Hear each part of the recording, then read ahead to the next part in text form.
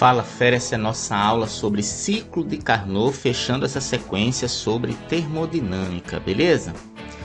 Bom pessoal, Carnot idealizou um ciclo que proporciona o máximo rendimento de uma máquina térmica, e ele consiste em duas transformações adiabáticas e duas transformações isotérmicas. Onde houver uma transformação adiabática, não há troca de calor com o ambiente. Onde houver uma transformação isotérmica, não há mudança de temperatura. Então, para você entender aqui essa animaçãozinha, tá? Aqui está um motor, tá? Uma máquina desenvolvendo esse ciclo de Carnot. É um ciclo porque ele se reinicia de tempos em tempos. Aqui do lado esquerdo nós temos um termômetro mostrando a variação de temperatura em cada momento. E aqui na máquina vai mostrar, ó, quando ele recebe calor e quando ele vai ceder calor para o ambiente, ó. Agora nesse momento ele vai ceder calor, tá certo? Então o ciclo vai se iniciar aqui em cima e vai seguir essa sequência daqui, ó. Primeiro uma expansão isotérmica, onde a temperatura não muda. Agora uma expansão adiabática, onde a temperatura diminui. Uma compressão isotérmica, a temperatura não muda. E uma compressão adiabática, onde a temperatura vai aumentar. Tá certo? Então, durante a expansão adiabática, a temperatura diminui. E durante a compressão adiabática, você vai ver daqui a pouco, quando ele chegar na compressão adiabática, a temperatura vai aumentar. Durante as duas transformações isotérmicas, ó, que a expansão isotérmica e agora a compressão isotérmica que está acontecendo, a temperatura não muda, mas é um momento de troca de calor. Você vai ver agora na expansão isotérmica que ele recebe calor. E aqui na compressão isotérmica, que vai acontecer exatamente agora, ó, ele vai doar calor, beleza? Então, basicamente, esse é o ciclo de Carnot, tá joia? É o ciclo de Carnot. Então, eu tenho aqui, ó, uma expansão isotérmica. Então, de A para B, a temperatura não muda. E é o momento em que ele recebe a quantidade de calor. Durante a expansão adiabática, ele não troca calor, tá certo? E a temperatura dele vai diminuir, tá joia?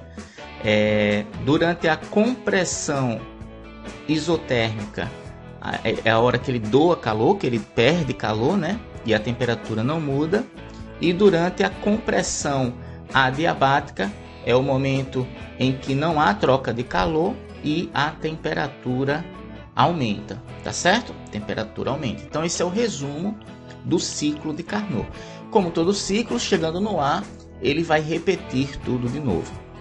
O ciclo de Carnot, pessoal, é uma função exclusiva das temperaturas absolutas, da fonte quente e da fonte fria. Então a gente vai poder escrever que Carnot demonstra nesse ciclo que as quantidades de calor trocada com as fontes quente e fria são proporcionais às temperaturas, tá certo? Então a quantidade de calor trocada com a fonte quente e fonte fria é proporcional às temperaturas também da fonte quente e da fonte fria. Assim sendo, eu posso escrever o rendimento da máquina em função apenas da temperatura e não mais do calor.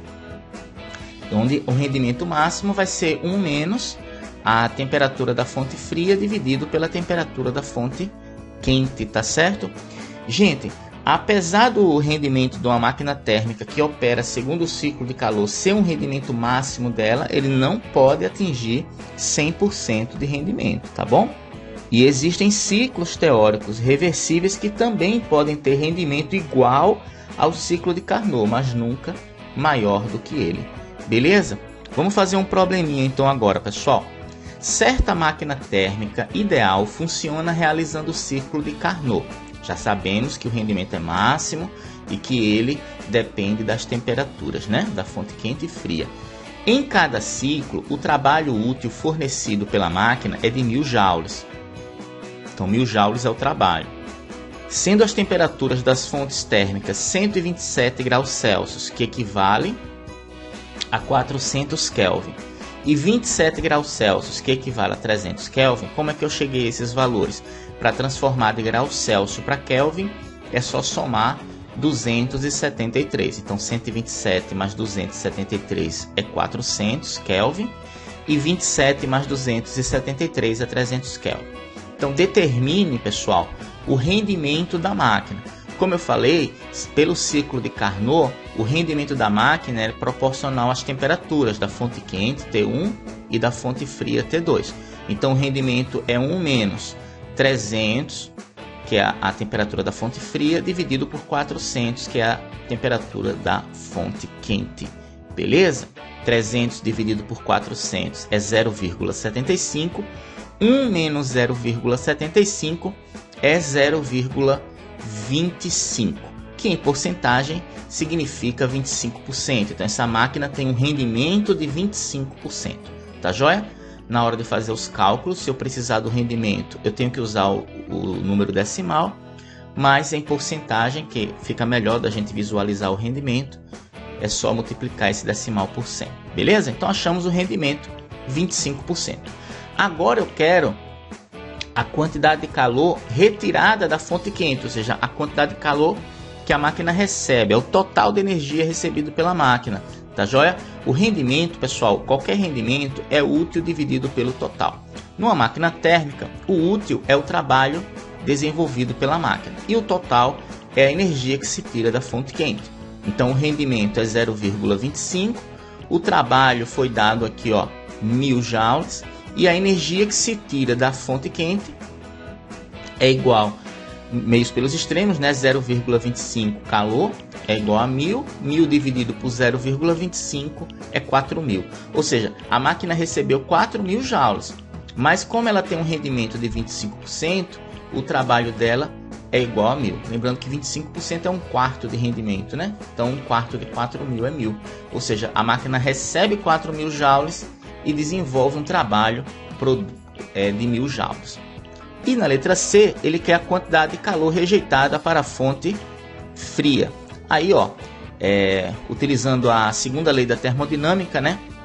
O calor rejeitado para a fonte fria é todo o calor retirado da fonte quente menos a energia que foi realizada o trabalho. Ou seja, nós temos 3 tipos de energia numa máquina: total, que é todo o calor que se retira da fonte quente; útil, que é o trabalho desenvolvido; e dissipado, rejeitado, que é o calor que se rejeita para a fonte fria, que é o Q2, que é o que a gente vai calcular. Ou seja, o que eu rejeito é tudo aquilo que eu recebi, que é o total, menos aquilo que eu desenvolvi, que é o útil.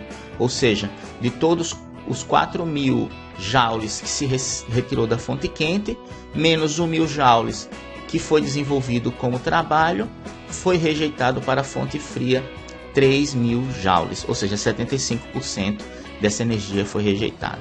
Beleza? Tá aqui uma aplicaçãozinha sobre ciclo de Carnot. É isso aí, pessoal. Curtiu? Dá um joinha, se inscreve no nosso canal, compartilha com todo mundo para que a galera conheça o nosso trabalho. Beleza? Estou deixando aqui em cima um link, tá? Com todas as aulas dessa playlist de termodinâmica. Beleza? Aquele abraço.